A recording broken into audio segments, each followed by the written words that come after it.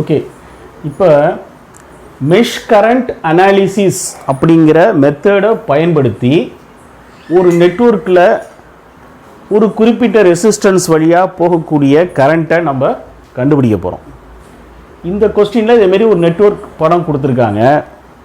கொடுத்துட்டு find the current through 12 ohm resistor. 12 ohm resistor இங்கே இருக்குது. இந்த ரெசிஸ்டர் வழியாக போகிற கரண்ட்டை நம்ம கண்டுபிடிக்கணும் by using mesh current analysis. இந்த படம் கொடுத்துருவாங்க கொஸ்டின் பேப்பரில். இதை எப்படி சால்வ் பண்ணுறது அப்படின்னு நம்ம பார்ப்போம். இப்போ முதல்ல இந்த படத்தில் ஏறக்குறைய இது ஃபர்ஸ்ட் லூப், இது செகண்ட் லூப், இது தேர்ட் லூப் அப்படின்னு வச்சுப்போம். இந்த ஃபர்ஸ்ட் லூப்பில் நம்ம அசியூம் பண்ணிப்போம் என்னென்னா ஃபர்ஸ்ட் லூப்பில் போகக்கூடிய கரண்ட்டு I1, ஃபர்ஸ்ட் லூப்பில் போகக்கூடிய கரண்ட்டு I1 அப்படின்னு. அது எந்த டைரெக்ஷனில் போகிறதா நம்ம அசியூம் பண்ணியிருக்கிறோம்? கிளாக் வைஸ் டைரெக்ஷனில் கரண்ட் போகிறதா அசியூம் பண்ணியிருக்கிறோம். செகண்ட் லூப்பில் போகக்கூடிய கரண்ட்டை அசியூம் பண்ணிட்டோம், அது I2. தேர்ட் லூப்பில் போகிற கரண்ட்டு I3. சரியா? ரைட்.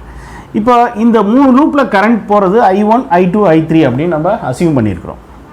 இதை வச்சுக்கிட்டு நம்ம அது எப்படி நம்ம அந்த 12 ஓம் ரெசிஸ்டர் வழியாக போகக்கூடிய கரண்ட்டை கண்டுபிடிக்கிறோம் அப்படின்னு பார்ப்போம். ஏற்கனவே கிர்ச்சாஃப்ஸ் லாஸில் சொல்லியிருக்க மாதிரி நம்ம ஒரு ஈக்குவேஷன் ஃபார்ம் பண்ணி அப்புறம் மேட்ரிக்ஸ் போய் அப்புறம் வேல்யூ நம்ம கண்டுபிடிக்கிறது இந்த மெத்தடு. பெரிய ரொம்ப வித்தியாசம் இல்லை. இப்போ இந்த ஃபஸ்ட் லூப் எடுத்துப்போம். இப்போ I1ங்கிற கரண்ட் போகுது. நான் இந்த முதல்ல இந்த ஈக்குவேஷனை ஃபார்ம் பண்ணுறது உங்களுக்கு மறுபடியும் ஞாபகப்படுத்துகிறேன். I1 வழியாக போகும்போது இப்போது இந்த லூப்பை நம்ம சுற்றி வருவோம். இந்த ஃபஸ்ட் லூப்பை நம்ம சுற்றி வருவோம். சுற்றி வர்றப்ப 2 ஓம் வழியாக போகிறோம். என்ன கரண்ட்டு வருது? I1ங்கிற கரண்ட் வருது. அப்போ நம்ம என்ன எழுதுவோம்? 2I1 அப்படின்னு எழுதுவோம். அப்புறம் இங்கேருந்து இங்கே வரோம். வழியில் 5 ஓம் ரெசிஸ்டருக்கு I1 கரண்ட் வருது. அது என்னென்னு எழுதுவோம்? +5I1 அப்படின்னு எழுதுகிறோம். அப்புறம் இதே ரெசிஸ்டன்ஸ் வழியாக ஆப்போசிட்டில் ஒரு கரண்ட் போகுது, அது I2. ஸோ அந்த ட்ராப்பை நம்ம என்ன எழுதுகிறோம்? ரிவர்ஸில் கரண்ட் ஆப்போசிட்டில் போகிற கரண்ட் போகிறதுனால அது -5I2 அப்படின்னு நம்ம எழுதுகிறோம். -5I2ன்னு எழுதுகிறோம். அப்புறம் இங்கே வர்றோம். இங்கே ஒன்றும் இல்லை. திரும்ப இங்கேருந்து இங்கே போகிறோம். நான் ஏற்கனவே சொன்ன மாதிரி நம்ம முதல்ல பார்க்குற டெர்மினல் வந்து நெகட்டிவ் டெர்மினல். அதோடைய சோர்ஸோடைய வேல்யூ வோல்டேஜ் வேல்யூ 20. அதனால் -20 = 0. இப்படி தான் நம்ம ஈக்குவேஷன் நம்ம ஃபார்ம் பண்ணியிருக்கிறோம். இதில் I1 ஃபேக்ட்லாம் ஒன்றா கொட்டிப்போம், I2லாம் ஒன்றா கொட்டிப்போம். சரியா? 2I1 + 5I1 7I1 -5I2. இந்த -20 அந்த பக்கம் போச்சுன்னா 20 ஆகிடும். This is equation number 1. சரிங்களா? இப்போ இதில் இந்த நெட்வொர்க்கில் எத்தனை கரண்ட் இருக்குது? 3 கரண்ட் இருக்குது. I1, I2, I3. சரியா? ரைட்டு. இதை I1 கரண்ட்டும் I2 கரண்ட் தான் இருக்குது. I3 கரண்ட் ஈக்குவேஷனில் வரல. இதை வச்சு நம்ம எப்படி மேட்ரிக்ஸ் ஃபார்ம் பண்ணுறது? இப்போ அடுத்த மாதிரி செகண்ட் லூப்பில் எப்படி போடுறதுன்னு உங்களுக்கு தெரியும், தேர்ட் லூப்பில் எப்படி போடுறதுன்னு தெரியும். ஓகே, இப்போ இந்த மேட்ரிக்ஸ் போடும்போது இந்த மேட்ரிக்ஸ் வந்து 3 லூப் இருக்குனால எப்படி இருக்கும் இந்த மேட்ரிக்ஸ் அப்படின்னா 3x3 மேட்ரிக்ஸாக இருக்கும். R11, R12, R13. புரியுதுங்களா? R11, R12, R13. First row first column, first row second column, first row third column. அதேமாரி R21, R22, R23, R31, R32, R33. ஓகேவா? இதேமாரி போடுறோம். இங்கே ரெசிஸ்டன்ஸ் இன்ட்டு கரண்ட். என்னென்ன கரண்ட்டு? I1, I2, I3. ரெசிஸ்டன்ஸையும் கரண்ட்டையும் பெருக்கினீங்கன்னா என்ன கிடைக்கும்? Voltage. அப்போ என்ன வரும்? V1, V2, V3 அப்படின்னு வரும். புரியுதுங்களா? ரைட். இந்த ரெசிஸ்டன்ஸ் மேட்ரிக்ஸில் இந்த டயகனல் எலிமெண்ட்ஸ் இருக்குது பாருங்கள். R11, R22, R33.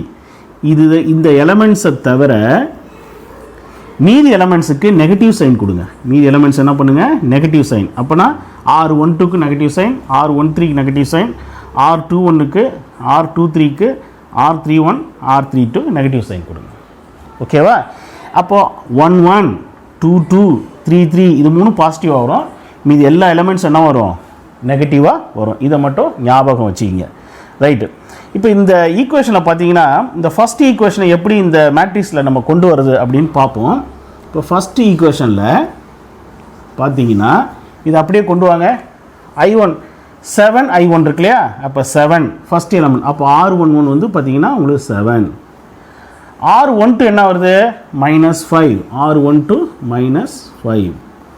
இப்போ R13ல் என்ன வருது, I3க்கு ஃபேக்டர் கிடையாது, அதனால 0. அதாவது 7I1 வந்துருச்சா. I2 second current -5I2, -5I2. I3 current இல்லையா, I3 ஃபேக்டர் இல்லை, அப்போ அந்த இடத்துல 0. ஏன்னா எந்த இப்போ I1 ஃபேக்டர் இருக்குது, I2 ஃபேக்டர் இருக்குது, I3 ஃபேக்டர் இருக்குது, அதனால் 0 போட்டுடும். ரைட்டா. சரி, இப்போ இதை பாருங்கள். இந்த இதில் அடுத்த ஈக்குவேஷனை பார்த்தீங்கன்னு வச்சிங்களா, இப்போ இதை சுற்றி வாங்க. இப்போ இங்கே என்ன வருது, செகண்ட் லூப்பை பார்த்தீங்கன்னா 12I2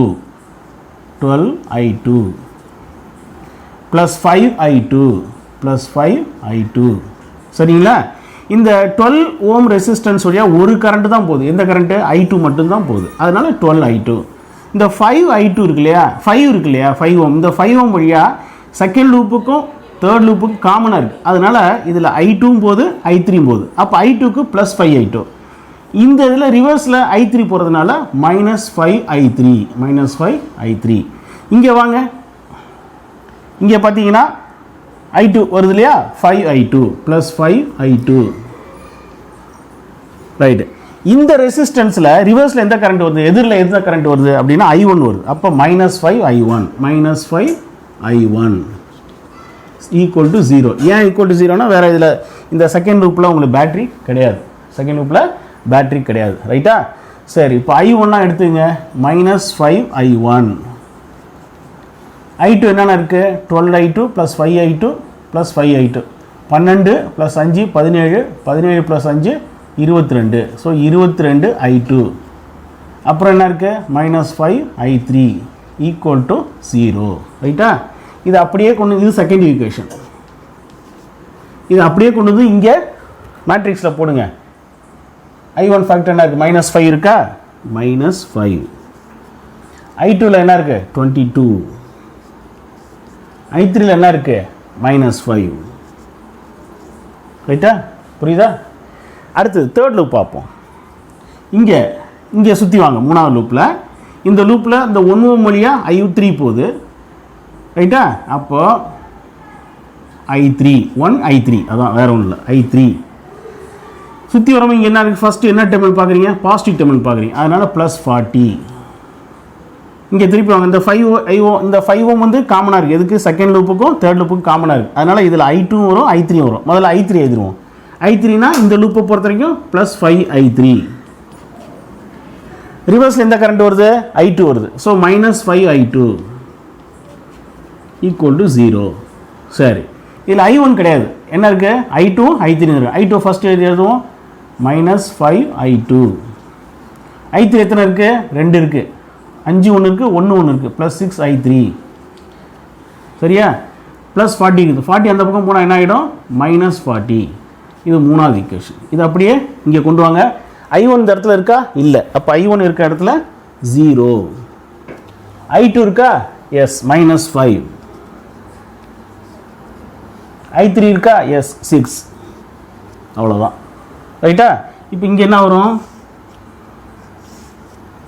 I1 I2 I3 is equal to, first ஈக்குவேஷனில் வந்து 20 இருக்கா, V1 20.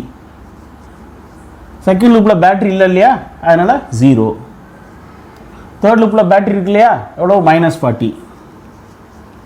அவ்வளோதான். புரியுதுங்களா. ஈக்குவேஷனை ஃபார்ம் பண்ணிவிட்டு அப்படியே நம்ம இந்த இடத்துல மேட்ரிக்ஸை நம்ம கொண்டு வந்துடுறோம். ரைட்டு. இதை சிம்பிளாக எப்படி செய்யலாம் அப்படின்னு பார்ப்போம். சிம்பிளாக எப்படி செய்கிறதுக்கு ஒரு வழி, என்ன வழி அப்படின்னா, நல்லா கவனிச்சிங்க. இந்த ஃபஸ்ட்டு 7 இருக்கு பாருங்கள், ஃபஸ்ட்டு லூப் எடுத்துங்க, இந்த லூப்பை எடுத்துங்க.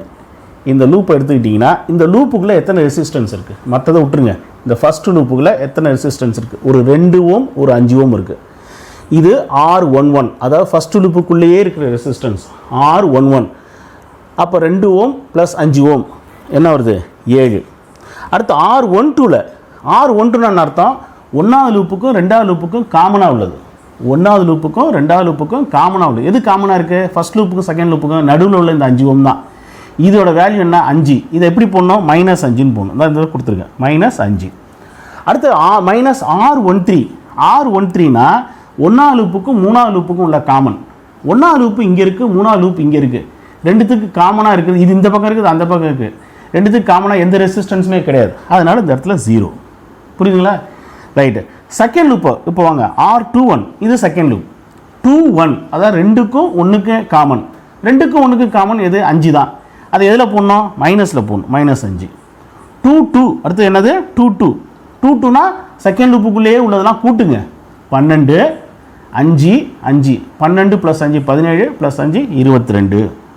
அடுத்து -R23 -R23னா செகண்ட் லூப்புக்கும் தேர்ட் லூப்புக்கும் காமன். எது செகண்ட் லூப்புக்கும் தேர்ட் லூப்புக்கும் காமன்? இந்த 5 ஓம். இதை என்ன சைனில் போடணும்? -5. புரியுதா? ரைட்டு. அடுத்தது பாருங்கள். -R31 -R31னா 3வது லூப்புக்கும் 1வது லூப்புக்கும் சம்மந்தமே இல்லை. 3வது லூப்புக்கும் 1வது லூப்புக்கும் காமனாக எதுவுமே இருக்க வாய்ப்பே இல்லை. அதனால் 0.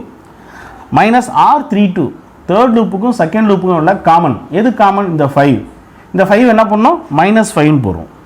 அடுத்து R33 3வது லூப்புக்குள்ளே உள்ள ரெசிஸ்டன்ஸை கூட்டிடுங்க. 3வது லூப்புக்குள்ளே எது இருக்குது? 1 இருக்குது, 5 இருக்குது. ரெண்டுத்துக்கு கூட்டுங்க +6. அவ்வளோதான், முடிஞ்சு போச்சு. இப்போ கூட்டி இந்த இதை வந்து இதெல்லாம் நீங்கள் வந்து எக்ஸாமினேஷன் இதெல்லாம் போடணும்னு அவசியம் இல்லை. உங்களுக்கு புரியணுங்கிறத இதை நான் காமிச்சேன். இதேமாரி நீங்கள் சிம்பிளாக போட்டு நீங்கள் மேட்ரிக்ஸை ஃபார்ம் பண்ணலாம். அடுத்தது இந்த வோல்டேஜ் மேட்ரிக்ஸ் இருக்குது பாருங்கள். நம்ம என்ன செய்வோம்னா இப்படி சுற்றி வரும்போது -20ன்னு இந்த பக்கம் எழுதுவோம். -20ன்னு எழுதுவோம். இது அந்த பக்கம் ரைட் சைடில் போயிடுச்சுன்னா +20ன்னு ஆகிடும். அப்போ நீங்கள் என்ன பண்ணணும்? இந்த பார்க்கும்போது இந்த மெஷ் கரண்ட் அனாலிசிஸில் -20ன்னு வருது இல்லையா? நீங்கள் மனசுக்குள்ளே என்ன பண்ணணும்? இங்கே வோல்டேஜ் மேட்ரிக்ஸு கொண்டு வரும்போது அதை +20 காமிச்சிருங்க. அதேமாரி இங்கே சுற்றி வரீங்க. இங்கே சுற்றி வரும்போது என்ன வருது? +40ன்னு உங்களுக்கு தெரியுது. +40 0க்கு லெஃப்ட் சைடில் இருந்தால் +40, அந்த ரைட் சைடு போச்சுன்னா -40. அப்போ நீங்கள் கண்டுபிடிச்சது +40 இருந்தாலும் ஈக்குவேஷனில் 0க்கு லெஃப்ட் சைடு +40 வரும். ஆனால் 0 சைடு ரைட் சைடு போகும்போது -40 ஆகிடும். அதனால் -40 நீங்கள் எழுதணும். செகண்ட் லூப்பில் பேட்டரி கிடையாது, 0. இதை மட்டும் ஞாபகம் வச்சுக்கிங்க. புரியுதா? ரைட்டு. இப்போ இதை வச்சுக்கிட்டு நம்ம எப்படி சால்வ் பண்ணுறதுன்னு பார்ப்போம். இப்போ சால்வ் பண்ணும்போது பார்த்தீங்கன்னா ஃபஸ்ட்டு டெல்டா எடுத்துப்போம். ஃபஸ்ட்டு டெல்டா ஈக்குவல் டு இது எடுத்துங்க 7 -5 0 -5 22 -5 0 -5 6 எடுத்துக்கிட்டீங்க. இதோட வேல்யூ கண்டுபிடிங்க. ஓகேவா? இப்போ ஈக்குவல் டு இப்போ 7 இங்கே வச்சிங்க. இது உங்களுக்கு தெரியும் என்ன வரும்? 22 -5 -5 6. ஓகே, -5 -5 இங்கே என்ன வரும் பார்த்தீங்கன்னா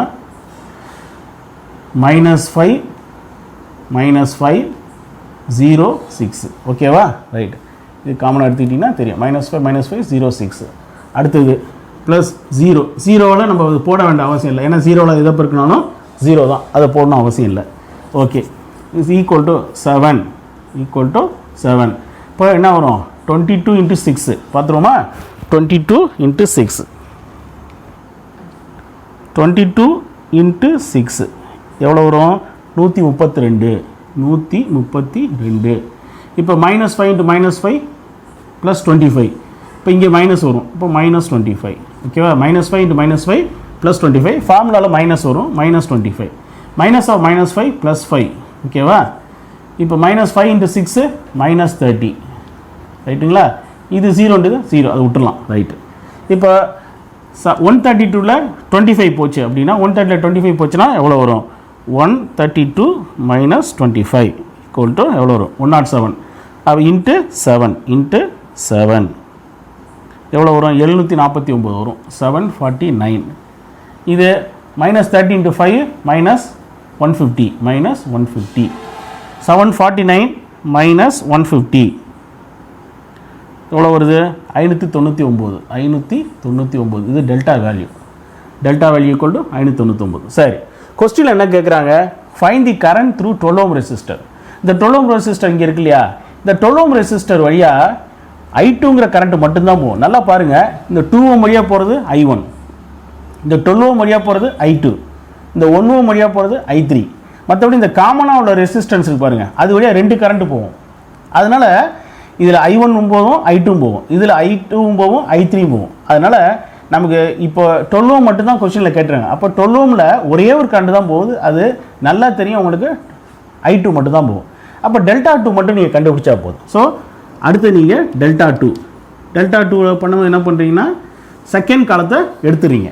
ஓகே, ஃபஸ்ட்டு காலத்தை வச்சிங்க, தேர்ட் காலத்தை வச்சிங்க, செகண்ட் காலத்தை எடுத்துருங்க. 7 - 5 0. இங்கே பேட்டரி வேல்யூ தூக்கி அங்கே போடுங்க. 20 0 - 40. இங்கே 0 - 5 6. ரைட்டா? இப்போ டெல்டா 2 வேல்யூ கண்டுபிடிச்சின்னு வச்சிங்களேன். 7 என்ன வரும்? 0 - 5 - 40 6. ஓகே, அடுத்து -20. இங்கே என்ன வரும்னு பாருங்கள். இது எடுத்துட்டிங்கன்னா -5 - 5 0 6. ஓகேவா? வேல்யூ பார்ப்போம். ரைட்டா? அடுத்தது +0 போட்டு இங்கே எதுவும் வரப்போதில்லை, ஏன்னா எல்லாமே 0 ஆகிடும், அதை விட்டுடலாம். இப்போ ஈக்குவல் டு 7 × 6 × 0 0, 40 × 5 200 வரும். ஆனால் +200 வரும், பட் ஆக்சுவலாக என்ன வரும்? மைனஸ் ஃபார்முலாவில் வரதுல -200. அடுத்து -20 -5 × -6 வந்து -30. ஓகேங்களா? ரைட்டு. அடுத்து 0 ஆகிடும். ஓகே, அப்போ 7 × -200 ஏற்கனவே -1400 வரும். -1400 -20 × -30 எவ்வளோ வரும்? 600 வரும். ஸோ +600 ஈக்குவல் எவ்வளோ வரும்? 1400 -1400 + 600 பார்த்தீங்கன்னா -800 வரும். -800. இது டெல்டா 2. சரிங்களா?